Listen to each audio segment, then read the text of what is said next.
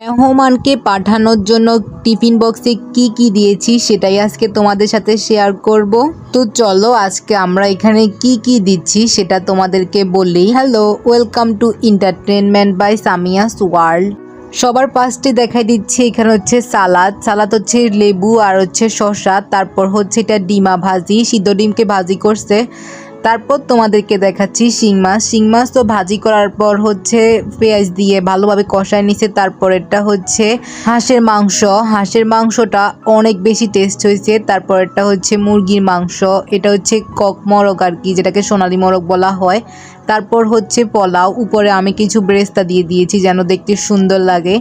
পোলাও দিয়েছি 3 বাটি, কারণ মানুষ একটু বেশি, এই কারণে। এখানে যে খাবারগুলো দেখতেছেন সবগুলো খাবার আমার মা রান্না করছে। আমার আম্মুর রান্না অনেক বেশি টেস্ট, আর আমরা যার কাছে পাঠিয়েছি উনিও অনেক বেশি ভালো বলছে। তো আমরা আজকে খাবারটা বানাই অনেক বেশি খুশি। তোমাদের কার কার কাছে খাবারটা অনেক বেশি ভালো লাগছে কমেন্ট করবে। আল্লাহ হাফেজ, thanks for watching this video.